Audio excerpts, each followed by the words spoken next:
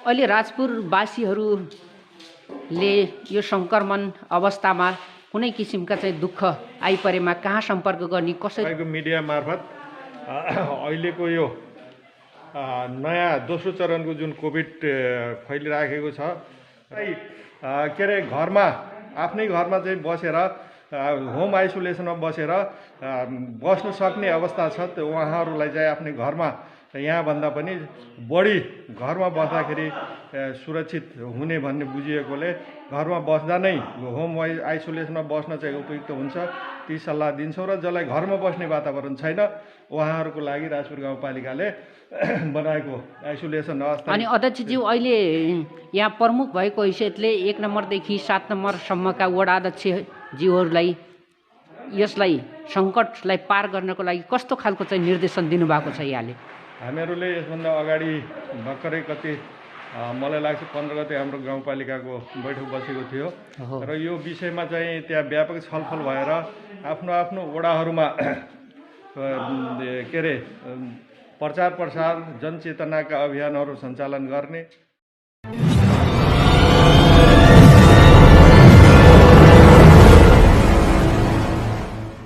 सीधा पत्र अनलाइनको सीधा खोज कार्यक्रम हेरेर बसिराख्नुभएका समस्त दर्शक वृन्दमा म कार्यक्रम सञ्चालक टोपेन्द्र खनालको तर्फबाट हार्दिक स्वागतका साथ नमस्ते। दर्शक वृन्द, यति बेला कोभिड-19 को दोस्रो सङ्कटको बारेमा हामीले विशेष गरेर यो सीधा खोज कार्यक्रमबाट विभिन्न निकायमा विभिन्न स्थानमा के कस्ता समस्याहरू छन् र ती समस्याहरूलाई कसरी समाधान गर्न सकिन्छ भन्ने विषयमा विभिन्न व्यक्तित्वहरूसँग टेलिफोन वार्ता गरेर यहाँहरूलाई देखाउने गरेका छौँ। दर्शकवृन्द, दाङ जिल्लाको भौगोलिक हिसाबले निकै दुर्गम स्थान मानिने र क्षेत्रफलको हिसाबले एकदमै ठुलो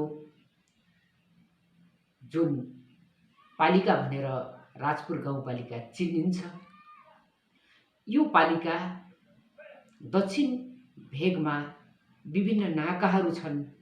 नाकावासीहरूले वातावरण सहज हुने बेला भारतको विभिन्न स्थानमा भारतको स्थानीय बजारमा गएर चामल किनेर, नुन किनेर, तेल किनेर ल्याएर चाहिँ खाँदै आएको अवस्था छ। दर्शकवृन्द, अहिले कोभिड-19 को दोस्रो सङ्कट परेको बेला दाङ जिल्लाले लकडाउनको घोषणा गरेको छ जिल्ला प्रशासन कार्यालयले, र यो नीति नियमलाई पालना गर्दै गर्दा ती भेगका गरिब विपन्न वर्गहरूले कसरी चाहिँ आफ्नो जीवन निर्वाह गरेका होलान्। दर्शकवृन्दहरू, नेपालबाट खाद्यान्न लगेर खाने बेला बाटोघाटोको समस्या छ। अहिले विशेष गरेर हामीले भन्ने गर्छौँ शुद्ध पानी पिउनुपर्छ भनेर, तर त्यहाँको शुद्ध पिउने पानीको व्यवस्था पनि छैन। दर्शक महानुभावहरू, न त नेपालको रासनलाई भनेको समयमा लगेर त्यहाँ पुर्याउन सक्ने स्थिति छ, न त पानीको व्यवस्था छ, न त उचित शिक्षाको व्यवस्था छ, न त तुरुन्तै चाहिँ फोन गरौँ र संवाद गरौँ भन्ने हो भने त्यहाँ नेपालको सिम, नेपालको नेटवर्कले काम गर्दैन, जुन नाकावासीहरूले अहिले भारतको सिम प्रयोग गर्नुपर्ने स्थिति छ। दर्शक महानुभावहरू, यस्ता पीडाहरू भएका विभिन्न टोलले चिनिन्छ। त्यहाँका बासिन्दाका पीडा कसरी चाहिँ समस्याको समाधान कसरी गर्न सकिन्छ त भन्ने विषयमा हामीहरूले निरन्तर रूपमा सम्पर्क गरेर केही व्यक्तित्वहरूका आवाजहरूलाई समेट्दै ती नाकावासी लगायत विभिन्न अन्य दुर्गम क्षेत्रका समस्याको समाधान गर्ने तर्फ पनि प्रत्यक्ष वा अप्रत्यक्ष रूपमा तपाईँ हाम्रो भूमिका रहनुपर्छ। दर्शक महानुभावहरू, वास्तवमा अहिले कोभिड-19 को दोस्रो सङ्कटमा अहिले सङ्क्रमित भएपछि यहाँ जाने, फलानो ठाउँ जाने, सम्पर्क गर्ने भन्ने किसिमको कुरा छ। जहाँ नेटवर्कै छैन, सम्पर्क सञ्चारबाट नै टाढा छ भने त्यहाँको नागरिक कसलाई सम्पर्क गर्ने? दर्शक महानुभावहरू, यो निकै नै पीडाजनक अवस्था हो भने राजपुर गाउँपालिकाका प्रमुखलाई हामीले निरन्तर रूपमा विभिन्न विषयमा कसरी चाहिँ हेर्नु भएको छ त भन्ने विषयमा हामीले निरन्तर धेरै दिनदेखि चाहिँ उहाँलाई सम्पर्कमा जोड्ने प्रयास गरिरहेका थियौँ।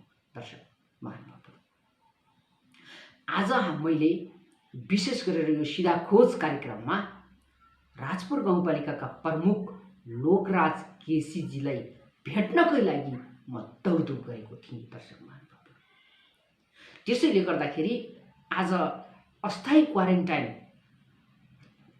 अस्थायी अस्पताल राजपुर गाउँपालिकामा निर्माण हुँदैछ भन्ने खबर पाइसकेपछि र अहिले सञ्चालनमा आइसकेको अवस्था पनि छैन, त्यहाँ कुनै सङ्क्रमित बिरामीहरू उपस्थित पनि छैन र चालु पनि छैन र हामी भगवानसँग हात जोड्छवृन्द, भगवानसँग चाहिँ हामी आशीर्वाद मागौँ यो बनाइएको अस्थायी अस्पतालमा राजपुरवासीहरू सङ्क्रमित भएर भर्ना हुन नपरोस्। दर्शकवृन्द, र राजपुर गाउँपालिकाका अध्यक्ष प्रमुख लोकराज केसीले अहिले विशेष गरेर राजपुरवासीलाई वर्तमान अवस्थाका विविध विषयमा कसरी सम्बोधन गर्न खोज्नुहुन्छ, कसरी चाहिँ आफ्ना विचारहरू व्यक्त गर्न सक्नुहुन्छ भन्ने विषयमा आज यहाँहरूलाई चाहिँ कार्यक्रमबाट चाहिँ हामी प्रस्तुत गर्नेछौँ र उहाँका आवाजलाई हामी सार्वजनिक गर्नेछौँ। दर्शकवृन्दहरू, अहिले वर्षातको समय सुरु हुनै लागेको अवस्था छ। किसानहरूका अहिले बिउ बिजनका कुराहरू छ, सहज तरिकाले बजारमा चाहिँ उपस्थित हुन सक्ने स्थिति पनि छैन। मल पैसा भए पनि सहजै प्राप्त गर्न सक्ने स्थिति छैन। दर्शक महानुभावहरू, अहिले हामीलाई निरन्तर रूपमा चारैतर्फबाट केही शिक्षकहरूले पनि सम्पर्क गरिराख्नु भएको छ कि हामी अहिले यो अवस्थामा शिक्षकहरू भनेको विद्यार्थीहरू जो चाहिँ कलिला बालबालिकाहरू भविष्य निर्माण गर्नको लागि आजैदेखि कम्मर कसेर विद्यालयमा उपस्थित भएर पढ्ने कलिला बालबालिकाहरूसँग प्रत्यक्ष रूपमा सरकार राख्नुपर्ने चाहिँ शिक्षकको भविष्य अर्थात् शिक्षकको भौतिक शरीरलाई कसरी बचाउने, शिक्षकको PCR टेस्ट सम्बन्धी चाहिँ सहज कसरी गर्ने भन्ने विषयमा र शिक्षकलाई बचाउन सक्यो भने पक्कै पनि विद्यार्थीलाई शिक्षा दिने हो। दर्शक महानुभावहरू, त्यस कारणले गर्दाखेरि राजपुर गाउँपालिकाबाट PCR टेस्टको विषयमा चाहिँ सम्भव छ वा छैन, शिक्षकका विद्यार्थीहरूका लगायत अन्य सरकारवाला राख्ने निकायहरू जो सेवा दिइराख्नु भएको छ उहाँको PCR टेस्ट कमसेकम गर्ने विषयमा केही सोच्न सक्ने योजना छ वा छैन, अथवा पालिकाले केही यो योजनालाई माथि फरवार्ड गम्भीर तरिकाले माथि फरवार्ड गर्न सक्ने अवस्था छ कि छैन। दर्शक महानुभावहरू, यसै गरेर राजपुरका नाकावासीहरूका समस्यालाई अहिले कसरी हेरिराखेको छ भन्ने विषयदेखि लगायत र राजपुर गाउँपालिकामा जो अहिले अस्थायी अस्पताल निर्माण भएको छ र यसको विषयमा पनि हामीले प्रमुख केसीसँग चाहिँ संवाद गरेर यहाँहरूलाई देखाउनेछौँ। दर्शकवृन्दहरू, निरन्तर रूपमा कार्यक्रम हेर्दै गर्नुहोस्। अध्यक्षज्यू, यहाँलाई कार्यक्रममा स्वागत छ। धन्यवाद प्रवीणजी। अहिले राजपुरवासीहरूले यो सङ्क्रमण अवस्थामा कुनै किसिमका चाहिँ दुःख आइपरेमा कहाँ सम्पर्क गर्ने, कसरी गर्ने भन्ने विषयमा अन्यल रहेको पाइन्छ। तपाईँ एउटा गाउँपालिकाको प्रमुख भएको हैसियतले यो राजपुरवासीहरूलाई के भन्न चाहनुहुन्छ? धन्यवाद प्रवीणजी। तपाईँको मिडिया मार्फत अहिलेको यो नयाँ दोस्रो चरणको जुन कोभिड फैलिराखेको छ र भयावह अवस्थामा फैलिराखेको छ र देशैभरि यसको भयावह अवस्था पनि छ। त्यस कारणले सबैभन्दा ठुलो कुरो अहिले चेतनाको जनचेतनाको कुरो हो र हामीहरूले सुरुवातदेखि नै जनचेतना फैलाउनुपर्छ। जबसम्म जनताहरूमा यसको विषयमा चाहिँ ज्ञान हुँदैन, जानकारी हुँदैन, तबसम्म चाहिँ यसलाई नियन्त्रण गर्न सकिँदैन भन्ने उद्देश्यले चेतनाका कार्यक्रमहरू, चेतनामूलक कार्यक्रमहरू विभिन्न सङ्घ संस्था मार्फत चाहिँ हामीहरूले प्रसार गरिराखेका छौँ। र अहिले आएर जनमानसमा के परेको छ भने गत वर्षको कोरोना र यो वर्षको पनि त्यस्तै किसिमको एउटै किसिमको हो कि भन्ने सोच पनि मानिसहरूमा छ। तर अहिलेको अवस्था, अहिलेको यो दोस्रो चरणको जुन कोभिडको अवस्था छ त्यो पहिलो चरणभन्दा धेरै भयावह र धेरै खतरनाक भएको बुझिएको छ। स्वास्थ्य उसले पनि यसलाई चाहिँ निकै नै महत्त्वपूर्णका साथ ल्याएको छ। त्यस कारणले यसलाई निकै सतर्क भएर, निकै सजग भएर नियन्त्रणमा सबैले सघाउनु पर्ने आवश्यकता देखिएको छ। त्यस कारणले हामीहरूले राजपुर गाउँपालिकाले यहाँका जनताहरूलाई यसबाट बचाउनको निम्ति, यसबाट सुरक्षित राख्नको निम्ति गाउँपालिकाको साधारण स्रोतले भ्याएसम्म यहाँको चाहिँ सामाजिक वातावरण, भौतिक अवस्था, भौगोलिक अवस्था, यहाँको जनचेतनाको अवस्थालाई हेरेर केही जनताहरूलाई सुरक्षित राख्ने उपायहरू चाहिँ अब अपनाउन सुरु गरेका छौँ। र साथै देउखरीका चारवटै स्थानीय तह, राप्ती गाउँपालिका, लम्ही नगरपालिका, गढवा गाउँपालिका र राजपुर गाउँपालिकाले अक्सिजन सहितको कोभिड अस्थायी हस्पिटल लम्हीमा सञ्चालन गरेका छौँ, सञ्चालन भइसकेको छ। र त्यहाँको लागि अलि सिरियस बिरामीहरू, लक्षण देखेका, अक्सिजनको आवश्यकता भएको र औषधि उपचारहरू गर्नुपर्ने त्यस्ता किसिमका के अरे कोभिड पीडितहरूलाई त्यहाँ पठाउने व्यवस्था छ। र अहिले गाउँपालिकामा झन्डै 2500 अस्थायी आइसोलेसन स्थापना गरेका छौँ। केही काम चाहिँ बाँकी नै छ, तर आवश्यक परेको बेला यसलाई सञ्चालन गर्न सकिन्छ। र त्यसको साथसाथै यो सभाभवनमा, राजपुर गाउँपालिकाको सभाभवनमा 2500 आइसोलेसन निर्माण गरिराखेका छौँ। र त्यसको साथसाथै यहाँ आउने जनताहरू जो बिरामी हुनुहुन्छ, जसलाई चाहिँ कोरोनाको सिम्टम देखिएको छ, लक्षणहरू देखिएका छन्, उहाँहरू चाहिँ राजपुर गाउँपालिकाको स्वास्थ्य संस्थामा सम्पर्कमा आउनुभयो। मसँग उपाध्यक्ष अथवा यहाँका कर्मचारी, स्वास्थ्य संयोजकहरू, स्वास्थ्यका कर्मचारीहरूसँग समन्वयमा आउनुभयो भने उहाँहरूलाई अगाडि के गर्नुपर्छ भन्ने कुराहरू चाहिँ हामी जानकारी दिन्छौँ। र त्यस पछाडि चाहिँ अगाडिका कुराहरू चाहिँ उहाँलाई परामर्श दिने र के गर्नुपर्छ स्वास्थ्यको मापदण्ड अनुसार चाहिँ अगाडि बढाउने चाहिँ हामीहरूले सोचिराखेका छौँ। र यहाँ बस्नको लागि पनि तपाईँहरूले देखिराख्नु भएको छ, यो सभा हलमा चाहिँ क्याबिनहरू पनि बनेका छन् र क्याबिनमा 2वटा बेडहरू राखिएका छन्। र यहाँ चाहिँ बिरामीहरू भोलिका दिनमा यदि चाहिँ कोभिड सङ्क्रमित यहाँ आउनुभयो भने चाहिँ उहाँहरूलाई यहाँ राखेर सेवा दिने वातावरण छ। र यहाँ के छ भनेपछि अहिले स्वास्थ्य मन्त्रालयको, राज्यको मापदण्ड जुन बनाएको छ त्यसले चाहिँ होम क्वारेन्टाइनमा बस्ने भन्ने मापदण्ड छ। त्यस कारणले पहिलो प्राथमिकता चाहिँ होम क्वारेन्टाइनलाई हो, जसलाई चाहिँ घरमा बस्ने पोजिटिभ देखिसकेका, लक्षण देखिसकेका मान्छेहरूलाई घरमा बस्ने वातावरण छैन, घर परिवारसँग बस्ने वातावरण छैन, घर साँघुरो छ, कोठाहरू साँघुरा छन् र अरू घर परिवार चाहिँ नेगेटिभ छ, पोजिटिभ छैनन्, तिनीहरूलाई पनि सर्न सक्ने सम्भावना भएका मानिसहरूलाई चाहिँ यहाँ ल्याएर सुरक्षित राख्ने र उनीहरूलाई लक्षण देख्यो, अलि सिरियस अक्सिजन चलाउनु पर्यो, औषधिहरू चलाउनु पर्यो र बढी केयरको आवश्यकता पर्यो भने तुरुन्तै लमीको अस्पतालमा चाहिँ यहाँबाट रिफर गरेर लग्ने व्यवस्था के अरे घरमा, आफ्नै घरमा चाहिँ बसेर होम आइसोलेसनमा बसेर बस्न सक्ने अवस्था छ। त्यो उहाँहरूलाई चाहिँ आफ्नै घरमा यहाँभन्दा पनि बढी घरमा बस्दाखेरि सुरक्षित हुने भन्ने बुझिएकोले घरमा बस्दा नै होम आइसोलेसनमा बस्न चाहिँ उपयुक्त हुन्छ ती सल्लाह दिन्छौँ। र जसलाई घरमा बस्ने वातावरण छैन उहाँहरूको लागि राजपुर गाउँपालिकाले बनाएको आइसोलेसन अवस्था। अनि अध्यक्षज्यू, अहिले यहाँ प्रमुख भएको हैसियतले 1 नम्बरदेखि 7 नम्बरसम्मका वडा अध्यक्षज्यूहरूलाई यसलाई सङ्कटलाई पार गर्नको लागि कस्तो खालको चाहिँ निर्देशन दिनुभएको छ यहाँले?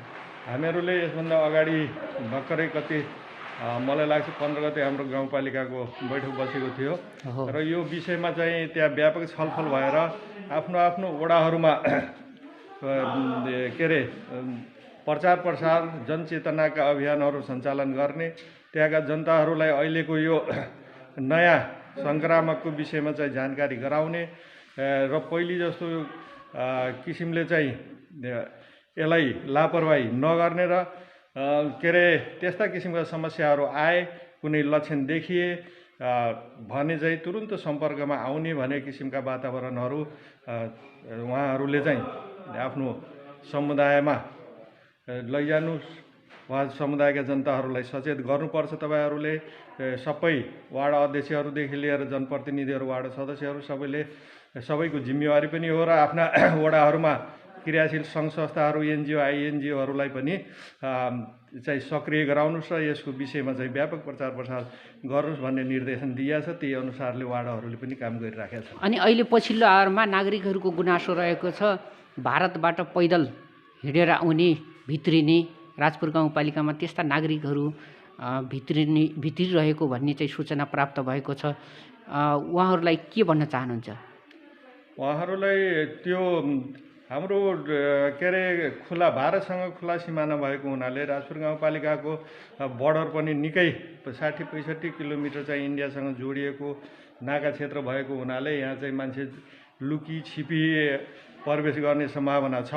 त्यसकारणले नाका क्षेत्रमा पनि प्रचार प्रसार भइराखेको छ। त्यस्ता किसिमको मान्छेहरूलाई चाहिँ छिर्न नदिने भनेर उनीहरूलाई त्यस्तो आवश्यक छ भनेपछि उनीहरूलाई चाहिँ होम क्वारेन्टाइनमा राख्ने, उनीहरूसँग सोधपुछ गर्ने र त्यहाँ जुन नाका क्षेत्रमा रहेका के अरे सशस्त्र बिओपी पोस्टहरू छन्, प्रहरीका पोस्टहरू छन्, त्यहाँ पनि कडा गस्ती कडा निगरानी भइराखेको छ।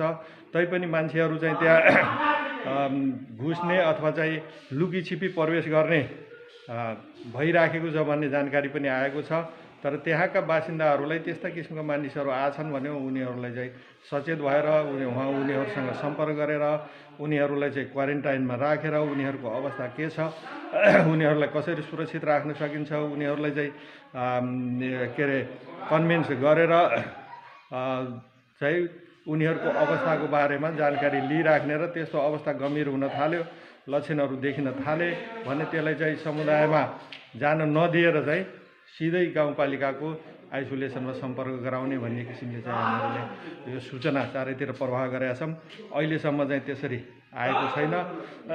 भोलिका दिनमा त्यसो के अरे घुसपैठ भएर आएको त्यस्तो किसिमको अवस्था आएछ भनेपछि अवश्य पनि हाम्रा ती सञ्चालित जुन इकाइहरू छन् उनीहरूले यस विषयमा चाहिँ जानकारी गराउनेछन् भन्ने लाग्छ। अध्यक्षज्यू, अहिले राजपुर गाउँपालिकाको दक्षिण भेगमा नाका साइडमा बसोबास गरेका जो चाहिँ हिजोका दिनमा पनि सहज वातावरण हुने बेला चामल भारतबाट लिएर खाने गर्ने गर्थे, ती नागरिकहरू अहिले यो लकडाउन भइराखेको सञ्चारबाट पनि टाढा छन्।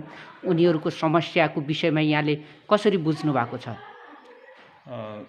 टोपेनजी, यो विषयमा हामीहरू नागा क्षेत्रको विषयमा हामीहरू पहिलेदेखि पनि गम्भीर छौँ। गत वर्षको यो लकडाउनको अवस्था, कोभिडको अवस्थामा पनि नाका क्षेत्रमा खाद्यान्न अभाव नहोस् भन्ने उद्देश्यका साथ ढुवानी अनुदान दिएर बर्खाभरि नै हाम्रो गाउँपालिकाको भ्याकुम लोडर मेसिन लगाएर बाटो अवरुद्ध हुन नपाओस् भनेर काम गऱ्यौँ र त्यहाँका जनताहरूलाई खाद्यान्न र राहतहरूबाट चाहिँ पुर्याउने काम गरिराखेका थियौँ।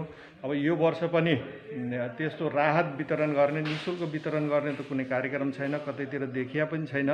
र राहत बाँड्दाखेरि पनि विभिन्न किसिमका समस्याहरू, विभिन्न किसिमका विवादहरू आउने, जसलाई आवश्यक छ त्यसका राहत नपुग्ने र जसलाई आवश्यक छैन, जसको पहुँच छ उसले चाहिँ राहत लिएर जाने भन्ने यस्ता किसिमको तमाम किसिमका विवाद आएको हुनाले अहिले चाहिँ कुनै पनि ठाउँमा यसरी राहत वितरण गरिएको अवस्था छैन।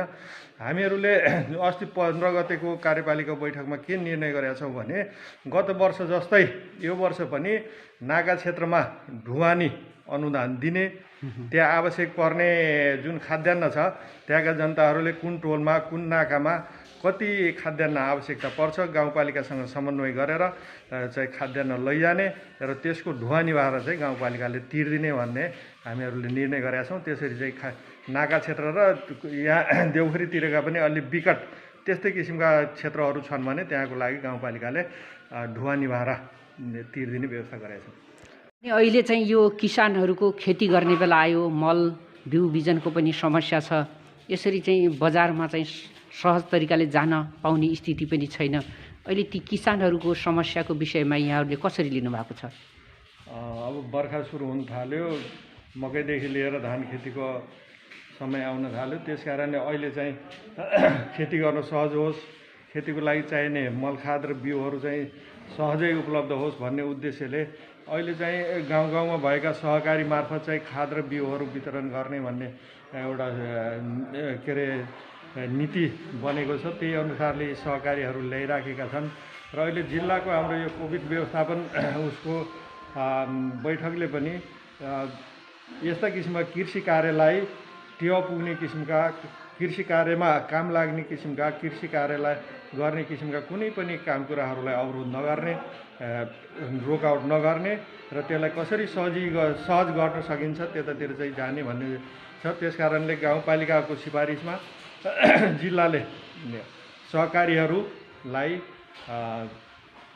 बिउ ल्याउनलाई खाद ल्याउनलाई चाहिँ अनुमति दिइराखेको छ र हिजो भर्खरै मैले 1-2 सहकारीहरूलाई सिफारिस गरेको छु जिल्लामा।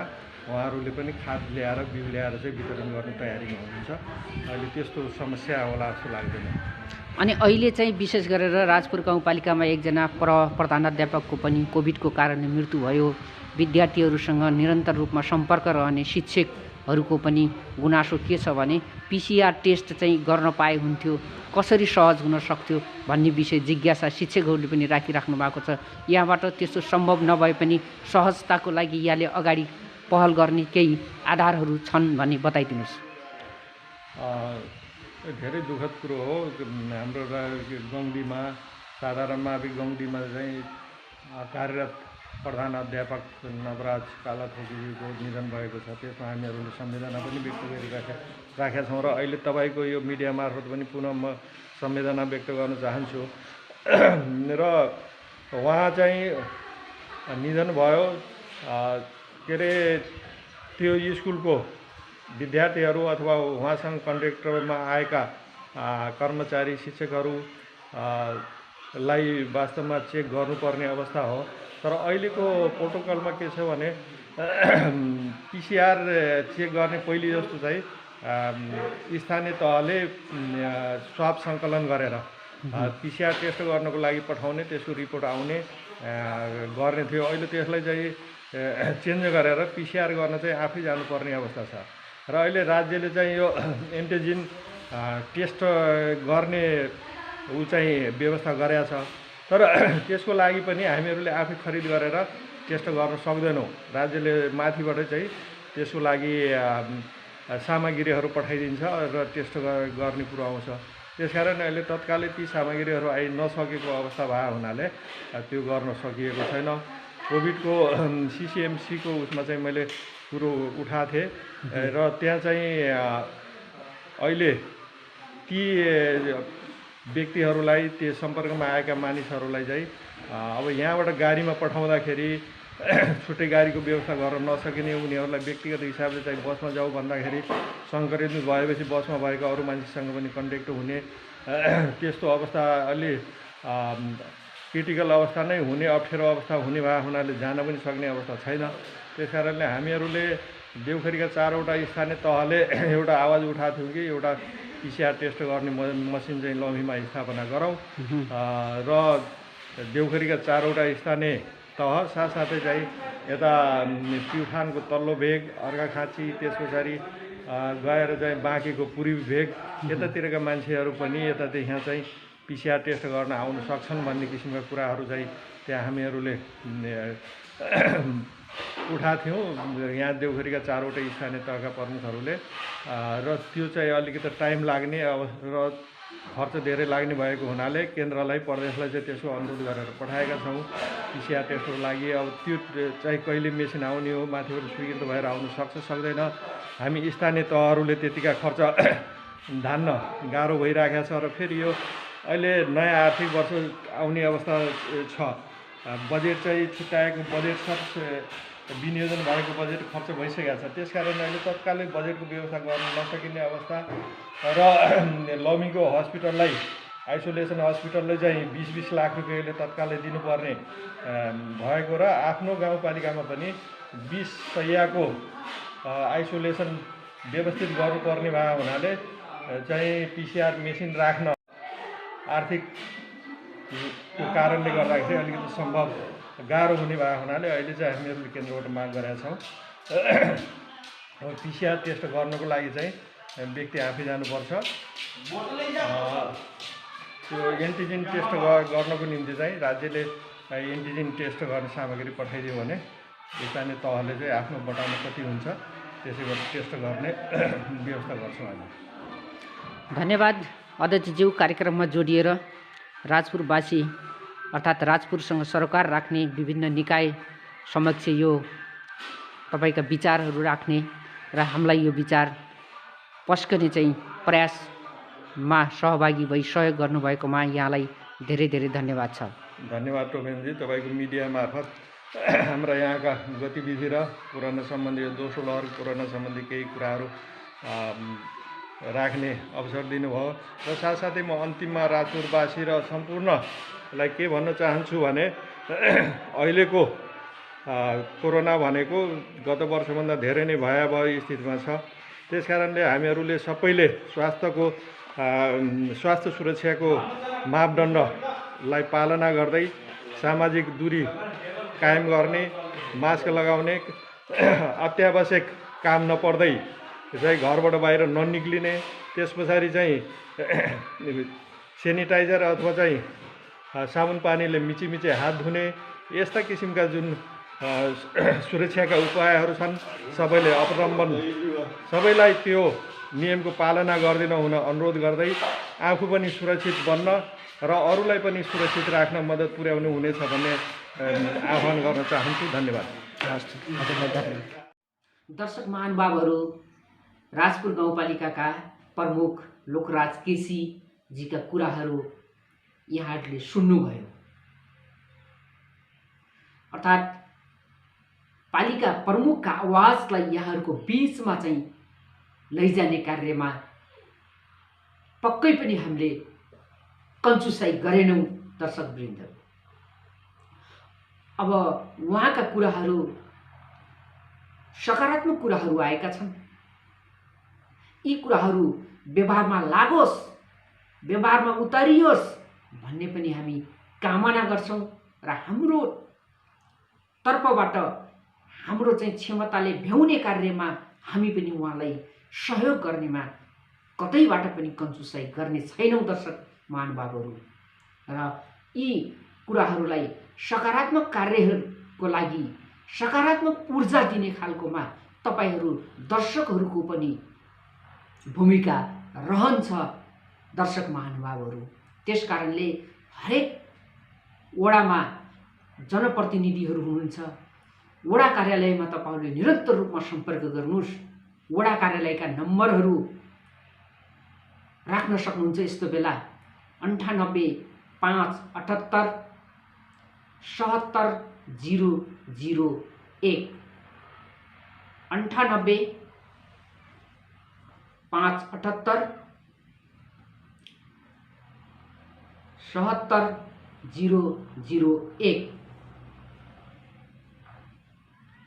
देखि अन्तिममा 1 को ठाउँमा 7 जति नम्बर वडा हो त्यति नै अन्त्यमा नम्बर जोड्नुपर्छ। दर्शकवृन्द, जस्तै 2 नम्बरको अध्यक्षलाई कन्ट्याक्ट गर्नु पर्यो भने 98 578 77 002, 3 नम्बरको वडा अध्यक्षलाई सम्पर्क गर्न पर्यो 9857870003। 4 नम्बरको वडा अध्यक्षलाई सम्पर्क गर्नु पर्यो 9857870004। यसै गरी 9857870005, 9857870006, 9857870007 यी वडा प्रमुखको फोन नम्बर हो। आदरणीय दर्शक महानुभावहरू, जो यही फोन नम्बर नपाएर पनि कतिपय नागरिकले सम्पर्क गर्न नसक्ने हुनुहुन्छ, त्यसकारण तपाईले जसले यो कार्यक्रम हेरेर बसिराख्नु भएको छ, कृपया यी फोन नम्बरहरू तपाईहरूले चाहिँ सबैलाई उपलब्ध गराउनुहोस्, जानकारी गराउनुहोस् र तपाईहरूका फोन कुनै पनि समस्या आयो भने फोन गर्नुहोस्। फोन गर्दा तपाईहरूको फोन उठाउनु हुँदैन, तपाईहरूका समस्यालाई उचित तरिकाले सुन्नुहुन्न भने हामी कहाँ सम्पर्क गर्नुहोस्, हामी दबाब हाल्छौँ दर्शक। त्यसको लागि निरन्तर रूपमा सिधा खोज कार्यक्रम हेर्दै गर्नुहोला र म कार्यक्रम सञ्चालक टोपेन्द्र खनालको मोबाइल नम्बर 9848825731, 9848825731 वा 9809802740, 9809802740 मा चाहिँ सम्पर्क गर्नुभयो भने हामीबाट हुने सहयोग पक्कै पनि यहाँहरूलाई गर्नको लागि हामी कन्जुसाइ गर्ने छैनौँ। यहाँका समस्यालाई कहाँ लगेर जोड्नु पर्ने हो, कसरी सम्बोधन गर्नुपर्ने हो भन्ने विषयमा पक्कै पनि हामी कन्जुसाइ गर्ने छैनौँ दर्शक महानुभावहरू। त्यस कारणले गर्दाखेरि म अर्को कार्यक्रममा पुनः यहाँहरूको बीचमा जोडिने, यहाँहरूको बीचमा चाहिँ सार्वजनिक हुने प्रतिबद्धताका साथ अहिलेलाई म कार्यक्रम सिधा खोजबाट बिदा हुन चाहन्छु, यहाँहरूबाट छुट्टिन चाहन्छु। आदरणीय दर्शक महानुभावहरू, यो कार्यक्रम हेर्दै गर्नुहोला। नमस्ते।